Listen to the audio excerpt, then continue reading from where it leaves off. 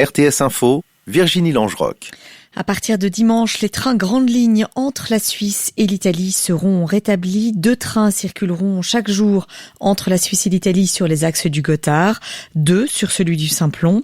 Le trafic régional reprendra aussi sans restriction entre le Tessin et la Lombardie. Il avait été temporairement suspendu en raison des demandes italiennes très contraignantes en matière sanitaire. La voie est libre pour mettre en œuvre le plan de relance européen. Les dirigeants de l'Union ont trouvé un compromis. Il permet de lever le veto que la Pologne et la Hongrie avaient mis, tout en préservant le respect des droits humains exigés en échange du versement des fonds.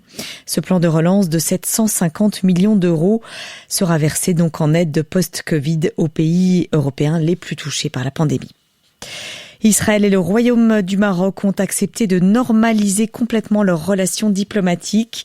Des liens existent depuis longtemps entre les deux pays, notamment du fait de l'importante communauté juive d'origine marocaine en Israël. En contrepartie, le Maroc a obtenu un soutien américain au Sahara occidental. Cette région est une ancienne colonie espagnole. Elle est revendiquée à la fois par les Marocains et par les indépendantistes du Front Polisario, qui sont aussi soutenus par l'Algérie. Le référendum contre la loi Covid devrait aboutir. Les 50 000 signatures nécessaires ont été recueillies en un peu moins de 2 mois, selon les Amis de la Constitution, l'association qui a lancé ce référendum. Le délai pour la récolte de signatures se tient encore jusqu'à la mi-janvier. Ce comité référendaire souhaite par cette démarche empêcher que les pouvoirs d'urgence du Conseil fédéral pendant la pandémie ne soient légitimés de façon rétroactive et qu'ils soient surtout prolongés jusqu'à la fin 2021. Après les cantons, certains députés disent eux aussi leur désaccord. Les parlementaires membres de la Commission de la santé publique du national s'opposent aux mesures du Conseil fédéral pour freiner la propagation du Covid. Ils demandent au gouvernement de limiter les nouvelles restrictions aux seuls cantons en difficulté sanitaire liée à la pandémie. La France va sortir très prudemment du confinement, ce sera le 15 décembre.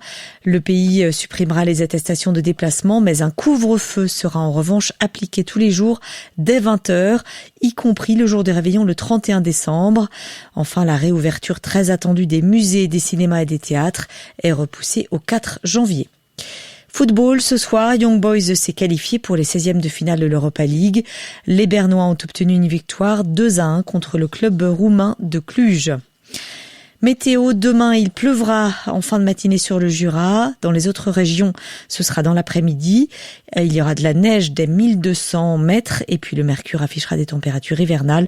Il fera entre 2 et 5 degrés. Sachez enfin qu'on peut s'attendre en fin de semaine à de fortes chutes de neige, notamment entre vendredi midi et dimanche matin. 30 à 60 cm de neige fraîche sont prévus au-dessus de 1200 mètres.